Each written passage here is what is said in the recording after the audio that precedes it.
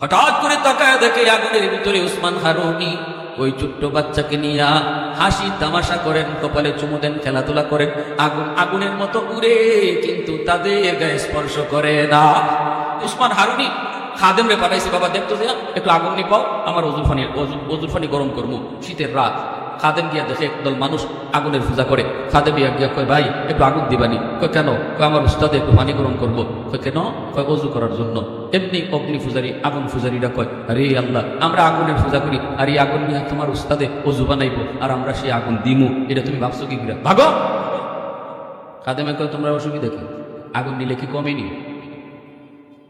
আগুন নিলে কমে না বাড়ে, এত বোঝানো যাবে না, দিমু না।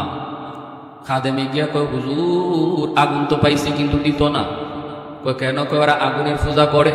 উসমান হারুনি কয়, আমারে নিয়ে দা। কে সে উসমান হারুনি? কয় মঈনুদ্দিন চিশতি উস্তাদ। আরে আসতে কোন ভাড়া না, মঈনুদ্দিন চিশতি উস্তাদ পীর। এ ভাই একটু আগুন দাও না। কয় তোমার খাদেমরাই তো বলছি দিমু না, আপনার তুমি আবার আসছো কেন? কয় কেন দিবা না? কয় আগুনের পূজা করি। কেন পূজা করো? কয় বাপদাদায় করছে। কয় বাপদাদা কেন করছে? কয় জানি না। কয় না জানুন লাগবো। কও কেন করছে? কয় যতদূর জানি দুনিয়াতে আগুনের পূজা করলে দাদায় কইছে মরার পরে আগুনে জ্বালাইতো না,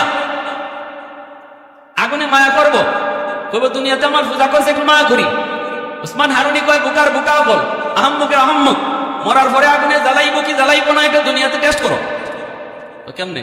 কয় আঙ্গুলটা আগুনে দিয়া দেখো জ্বালায়নি।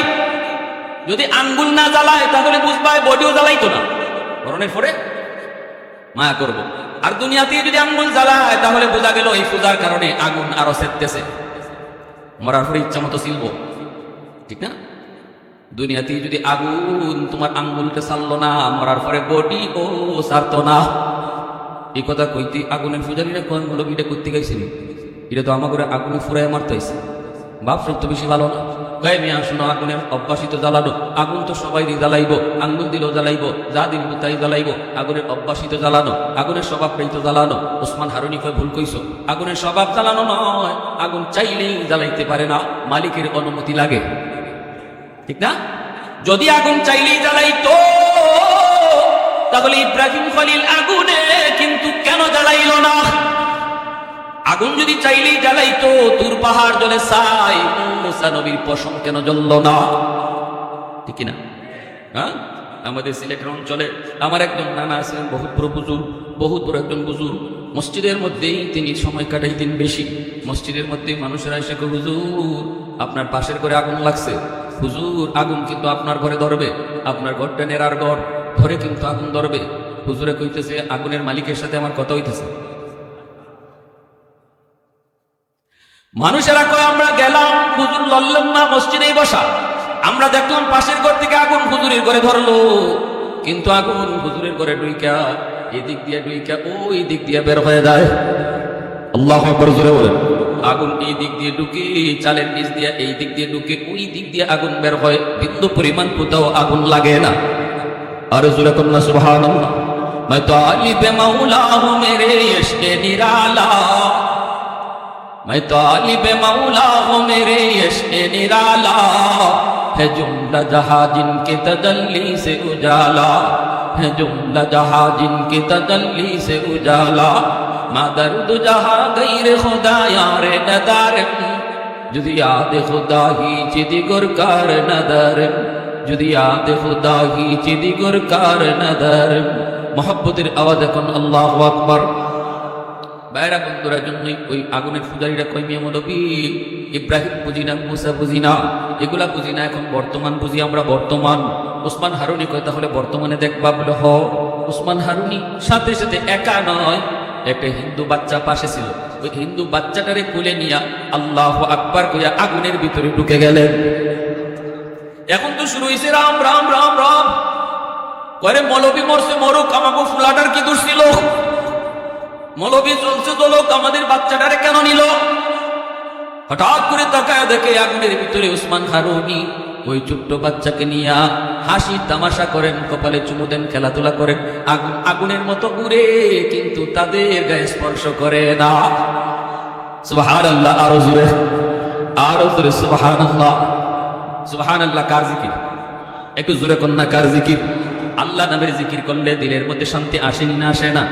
আল্লাহু আকবার। সুবহানাল্লাহর পাগল ছিলেন কে? ইব্রাহিম খলিল। এজন্যই তিনি বন্ধু হয়েছেন, আল্লাহর বন্ধু হয়েছেন। ফেরেশতারা কয় মালিক ইব্রাহিম তোমার খলিল হলো কেমন করে? বন্ধু তোমার কেমন করে? তোমার বন্ধু যদি হতে হয় আমরা ফেরেশতারা বন্ধু হব, মানুষ কেমন করে তোমার বন্ধু হয়? আল্লাহ বলেন ইব্রাহিম আমার পাগল। ফেরেশতারা কয় আমাদের থেকে বেশি পাগল হইতে পারে না। আল্লাহ কয় পরীক্ষা যদি করতে চাও যেভাবে খুশি করো। একজন ফেরেশতা মানুষের রূপ ধইরা পরীক্ষা করার লাগি আসলেন, ইব্রাহিম আল্লাহ নামের কেমন পাগল। ইব্রাহিম খলিল মরুভূমিতে ছাগল রাখালি করেন, বিশাল ছাগলের পাল, সবগুলি ছাগলের মালিক ইব্রাহিম। ওই মানুষরূপী ফেরেশতা পার দিয়া যায় আর আল্লাহ নামে জিকির করে সুবহানাদিল মুলকি ওয়াল মালাকুত যাল ইজ্জতি ওয়াল আজমাতি ওয়াল কিবরিয়া ওয়াল জাবারুত। এত সুন্দর আল্লাহ পাকের জিকির। এই জিকির শোনা মাত্র ইব্রাহিম খলিল তিনি মস্ত হয়ে গেলেন, দেওয়াটা হয়ে গেলেন, হুঁশ নাই আর। যে যে নামের পাগল এই নাম শুনলে তার হুঁশ থাকে না, ঠিক কিনা জুড়ে বলো? যে যে নামের পাগল এই নাম শুনলে সে বেহুশ হয়, এই নাম শুনলে সে আকর্ষিত হয়। ইব্রাহিম খলিল ছাগল রাখালির কথা ভুলে গেলেন, দৌড় দিয়া ওই মানুষটাকে কোমরে জড়ায় ধরলেন। কে গো তুমি? কে কে তুমি? কে এত সুন্দর করে আমার মাসুকের নাম তুমি নিতেছ? আরেকটা বার আমার মাসুকের নামটা শোনাও, আমি তো এই নামের বড় পাগল। আরেকটা বার তুমি শোনাও। ফেরেশতা মানুষ রূপী ফেরেশতাই কয় আমি মাগনা শোনাই না, আমি বিনিময় ছাড়া শোনাই না, বিনিময় লাগবে। ইব্রাহিম খলিল কয় কি চাও তুমি কও? কয় কি দিতে পারবা কও? ইব্রাহিম খলিল কয় আমার ছাগলের ফাল আছে। ফেরেশতাই কয় অর্ধেক ছাগল দিবাইনি, বিনিময় একবার শুধু আল্লাহ নামের জিকির করব। ইব্রাহিম খলিল কয় যাও, অর্ধেক ছাগল দিয়ে দিলাম। একবার শোনায় সুবহানাদিল মুলকি ওয়াল মালাকুত যাল ইজ্জতি ওয়াল আজমাতি ওয়াল কিবরিয়া ওয়াল জাবারুত। এ যুবক কার সাথে প্রেম করো? কার সাথে প্রেম করো? আজকে যার সাথে দুনিয়ার সাথে, দুনিয়ার কোন মানুষের সাথে প্রেম করো, দুনিয়ার কোন মানুষের সাথে ভালোবাসা জন্মাও, আজ তোমাকে হাসায় কাল তোমাকে কাঁদাবে। একটু আওয়াজ দিয়ে কও না, জোরে কও না, ঠিক কিনা? আজ তোমাকে হাসাবে কাল তোমারে কাঁদাবে, লিখে রাখো। কিন্তু প্রেম আর ভালোবাসা যদি খালিকের মালিকের সাথে করো, এই প্রেমের ভিতরে শুধুই মজা আর মজা, কোনদিন তোমারে কাঁদায় না, ভুলায় না, ভুলে যায় না। আল্লাহ পাক কই আমার সাথে প্রেম করে কেউ যদি এক হাত হাও, আমি তোমার দিকে দুই হাত যাইবো। আমার দিকে তুমি যদি একটু হাইটে হাইটে আও, মান তাকাররাবা ইলাইয়া শিবরান তাকাররাবতু ইলাইহি যিরা, তুমি যদি পায়ে হেঁটে আও আমি আল্লাহ তোমার দিকে দৌড়ায় যাব। আল্লাহু আকবার করে। ফেরেশতা জায়গা ইব্রাহিম খলিল যেতে দেয় না, আবার কোমর জড়ায় ধরছে, কয় আমার সাথ দিতে না, আরেকটা বার তুমি শোনাও। ফেরেশতায় কয় কি দিবা? বদলা ছাড়া আমি কই না। তাই আমার বাকি অর্ধেক রইছে, এটাও লইয়া যাও। বাকি অর্ধেক ছাগলের ফালও দিয়া দিছে, বিনিময়ে আল্লাহ নামের জিকির একবার শুধু শুনাইছে সুবহানাদিল মুলকি ওয়াল মালাকুত যাল ইজ্জতি ওয়াল আজমাতি ওয়াল কিবরিয়া ওয়াল জাবারুত। আজকে আমরা আপনাদেরকে সুবহানাল্লাহ কইও কইতে পারি না, আপনাদেরকে কইও আওয়াজ দেওয়াইতে পারি না, কিন্তু ইব্রাহিম খলিল কয় একবার শুধু সুবহানাল্লাহর জিকির করো, বিনিময়ে ছাগলের অর্ধেক পাল দিয়া দিব। ফেরেশতা একবার শুধু শুনাইছে, তাও দিয়া দিছে।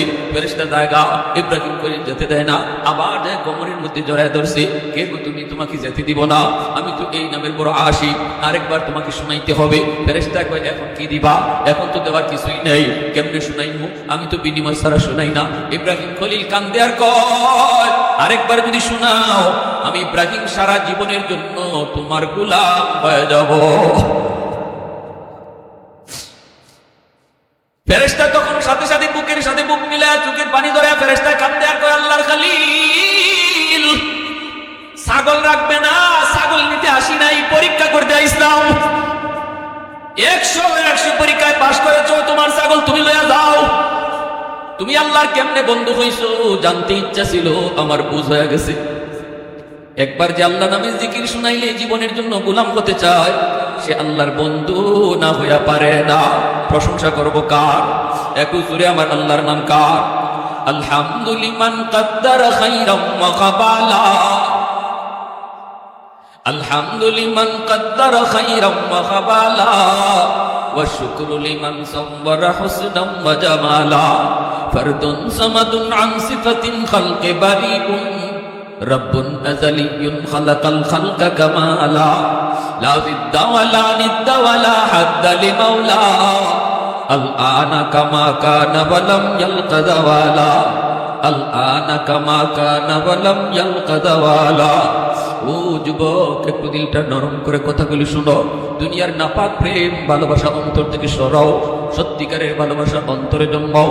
আল্লাহ পাক কয়, যখন আমি যুবকের কলিজায় দেখি শুধুমাত্র আমি আল্লাহর প্রেম, যখনই দেখি সে আমাকেই ভালোবাসে। দুনিয়ার প্রেম পচা গান্দা প্রেম ভালোবাসাকে অন্তরে জায়গা দেয় না।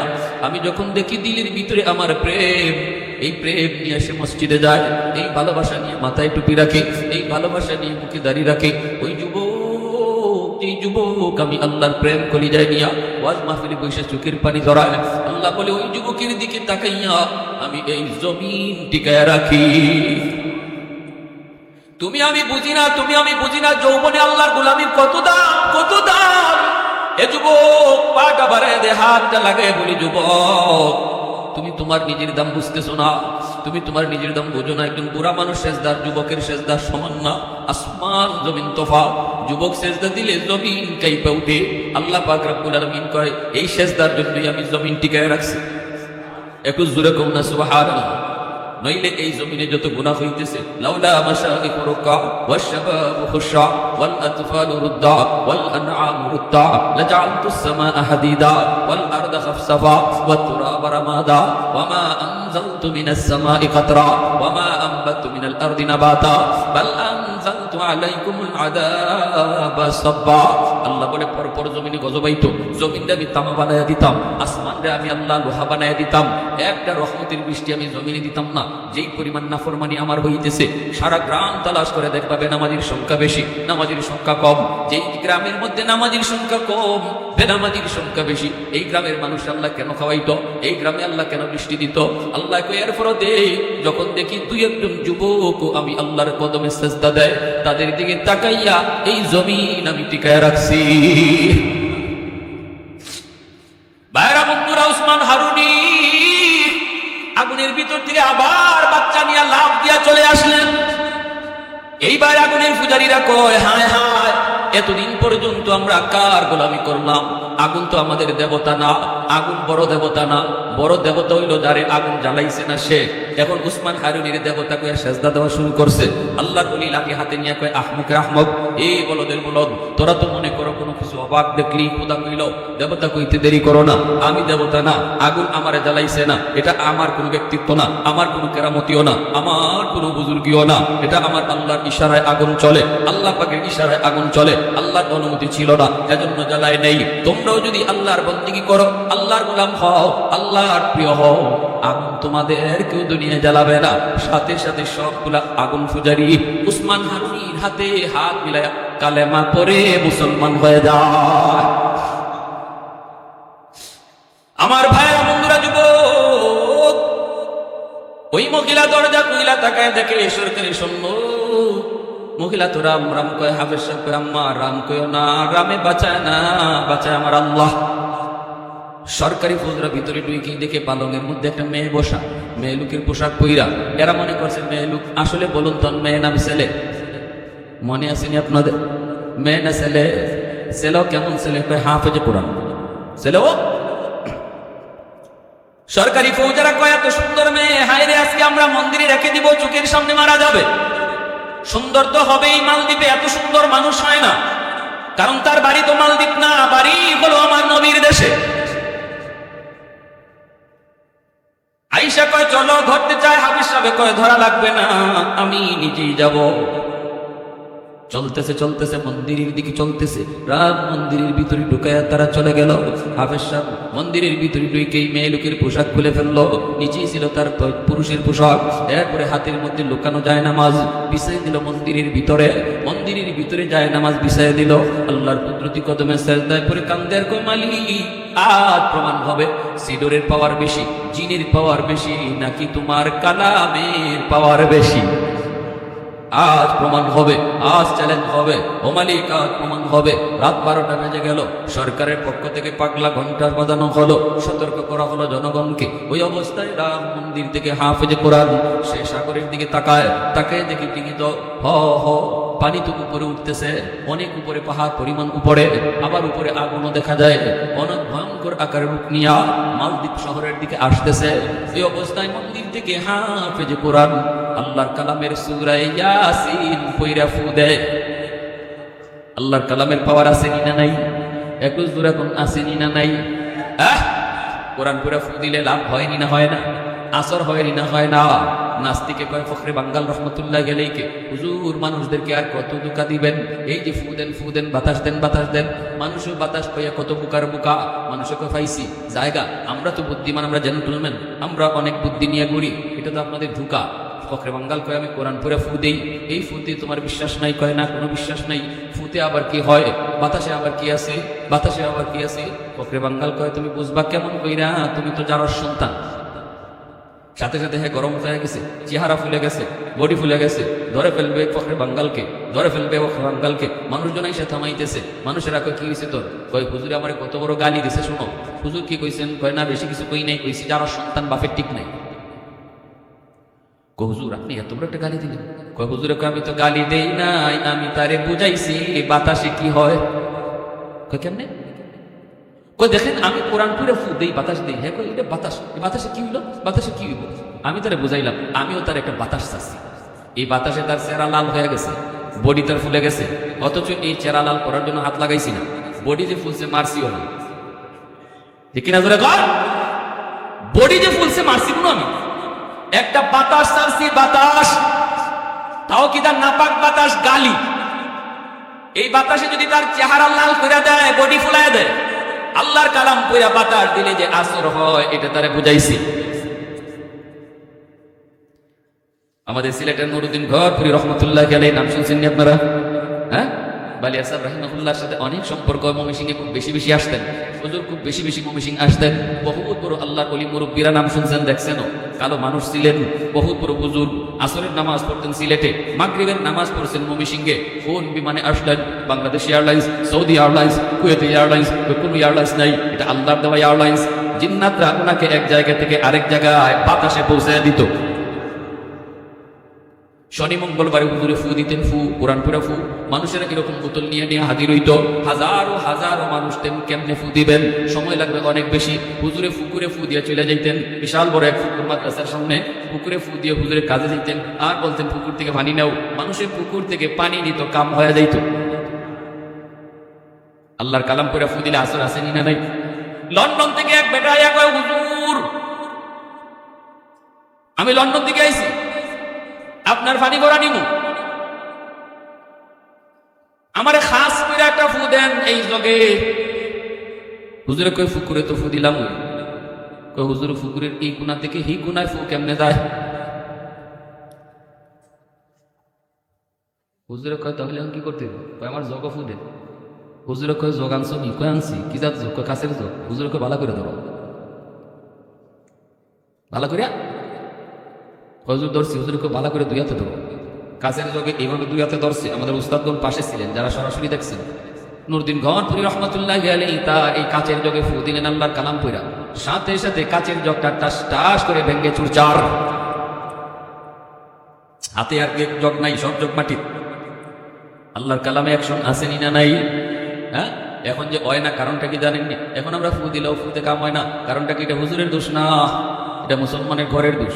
যেই জমানায় মুসলমানের ঘরে ফু দিল কাম হইতো, ওই জমানায় মুসলমানের ঘরে রহমতের দরজা খোলা ছিল।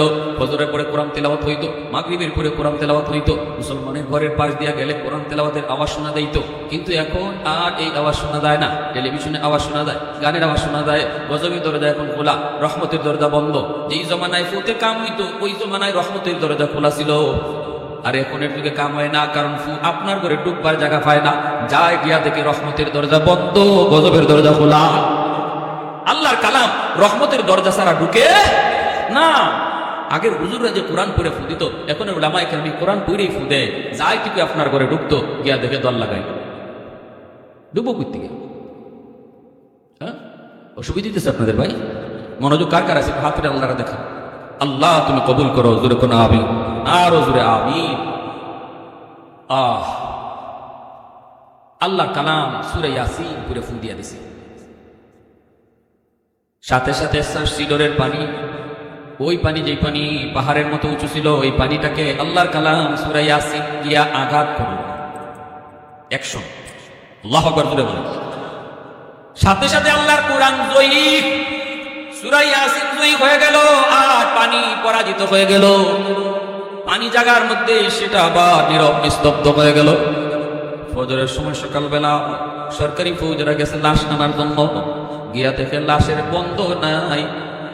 মন্দিরের ভিতরে একজন হাফিজ সাহেব কোরআন তেলাওয়াত করে। কিরে বেটা, তুই এখানে কি করবি? লাশ কই?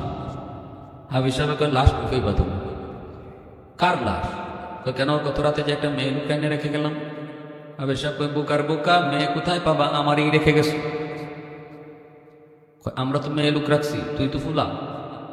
হাফিজ সাহেব কয়, বোকারে, আমি তো আমার বোনের কাপড় পইরা মেয়ে লুক সাজিয়েছিলাম, আর আমার বোন তো নানির হাতে নানির বাড়িতে পিঠা খায়। বোন তো নানির হাতের নানির বাড়িতে পিঠা খায়। ও তুই মরলি না? এ আহমকের দল, জানুনি জানুনি, আমাকে সিলোরে মারবো আর জিনে মারবো। আমার সিনার ভিতরে কি আছে তোমরা তা জানো না। কি আছে? আমার সিনার ভিতরে আল্লাহ 30 পারা কোরআন, যেই কোরআনের পাওয়ার সিলোরের চেয়ে হাজার হাজার গুণ বেশি। আর আমি তো 30 পারা পড়া ফুদিছি না, সূরা ইয়াসিন পড়া খালি ফুদিছি একটা সূরা। এতই তো ছিল, ওরা আবার জায়গার মধ্যেই থেমে গেল, আর সামনে বাড়ার সাহস পেল না। এইবার সরকারি ফৌজেরা দৌড় দিয়ে চলে গেল বাদশার কাছে, গিয়ে আমি বাসা যাবো না, খবর বড় সঙ্গীন খারাপ, বড় ডেঞ্জারাস খারাপ। বলে কি হয়েছে? লাশ কই? লাশ কুফিবা, আমরা ওই লাশ হওয়ার উপযুক্ত ছিলাম। মানুষ বসে না, জিন বসা, কি বসা আল্লাহ জানে। কেন কি হয়েছে? আমরা রাখলাম মেয়ে, গিয়া দেখি ছেলে। গেছে গেছি আমরা লাশ আনতাম, গিয়া দেখি বড় বড় চোখে যায়। এরপরে জিগাইলাম, কই কই মেয়ে লোক বলে, যে মেয়েটারে আনতে গেছিলাম, হ্যাঁ বলে নানির হাতের পিঠা খায়। আর সে একজন হাফিজ সাহেব। আল্লাহু আকবার জোরে বলেন। আল্লাহ 30 পারা কোরআনের হাফেজ, সে আল্লাহর কালাম পড়া ফুই দিছে সূরা ইয়াসিন, ওয়াল কুরআনিল হাকীম, ইন্নাকা লামিনাল মুরসালিন। এই কোরআন পড়ে ফুই দিছে আল্লাহ পাক রব্বুল আলামিন, কোরআনকে জয় করে দিছে। সরকারি এইবার সরকারে আমারে তাড়াতাড়ি লয়ে চল, আমার এই হাফিজ সাহেব একটু দেখা। বাদশা চলে আসলো, হাফিজ সাহেবের সাথে পরামর্শ করলো, বাবা এটা কও কি? সত্য কথা কও। বলে, হ সত্য তাই।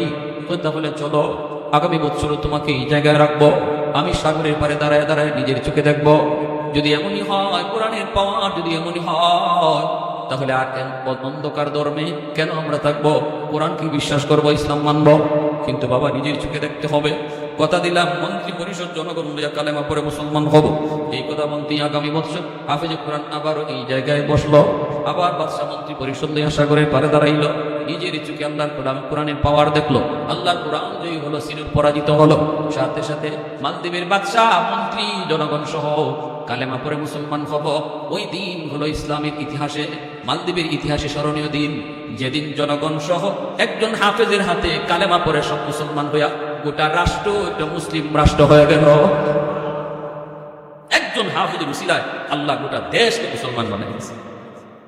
কোরআনের পাওয়ার আছে না নাই? মনে কি চায় না একজন হাফেজের বাবা হইতে?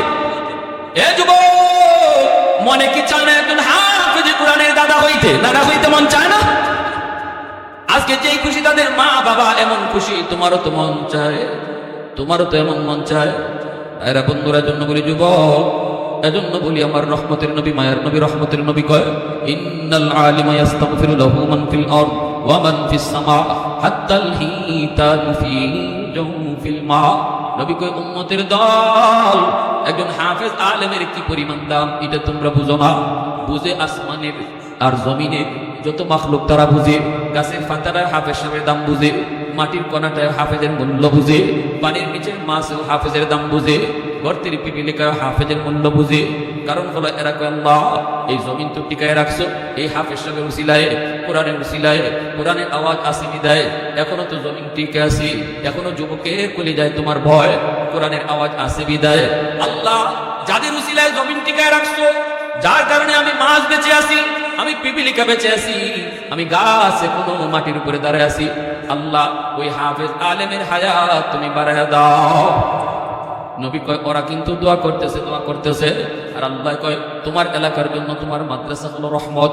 ওয়ানাজ্জিলু মিনাল কুরআনি মা হুয়া শিফাউন ওয়া রাহমাতুল লিল মুমিনিন। আল্লাহ পাক বলে তোমার মাদ্রাসা তোমার সমাজের জন্য রহমত। যেই এলাকায় যেই মাদ্রাসা থাকে ওই এলাকার মানুষ যদি মাদ্রাসাকে ভালোবাসে, মাদ্রাসাকে মহব্বত করে, আল্লাহ গোটা সমাজকে রহমতের চাদর দিয়ে ডেকে রাখে। যেখানে রহমত থাকে সেখানে গজব আসে না। রহমত থাকলে গজব, মাদ্রাসার উসিলায় আল্লাহ গজব থেকে সমাজকে হেফাজত করে। কারা কারা অন্তর দিয়ে মাদ্রাসাকে ভালোবাসবে হাত উঠে আল্লাহকে দেখা। আল্লাহ তুমি কবুল করো। সবাই বলেন আমিন, আরো জোরে বলেন আমিন। ভাই শুনেন একটা কথা বলি, শেষ কথা। যারা আজকে মাদ্রাসায় দান করছেন, আমি তো এসে শুনলাম হুজুরে কত সুন্দরভাবে কালেকশন করছেন, আপনারা দিল খুললে দান করছেন। কিয়ামতের ময়দানে হাফেজ সাহেব কইব, আলেমে কইব, আল্লাহ আমি জান্নাতে যাইতাম না আমার বাপ মা সারা। আল্লাহ কইব যাও তার বাপ মারে উঠে আনো। বাপ মারে উঠে আনার সময় তার দাদা দাদি নানা নানি কইব, বাবারে মারে তোমরা তো যাইতেছো তোমার সন্তানের সুপারিশে, কিন্তু আমরাও তো তার দাদা তার নানা তার নানি তার দাদি, আমরাও তো কম মায়া করছি না, একটু নাতিটারে কইও একটু সুপারিশ করতো। তখন তোমার বাপ মা আয়েশা, ওই হাফিজ সাহেবের আব্বা আম্মা আয়েশা কইব, বাবা তুমি তো তোমার বাপ মা ছাড়া জান্নাতে যাইতে চাও না, আমরাও আমাদের বাপ মা ছাড়া জান্নাতে যাইব না। তখন আল্লাহ কইব চাও তার দাদা দাদি নানা নানিরে তুইলা।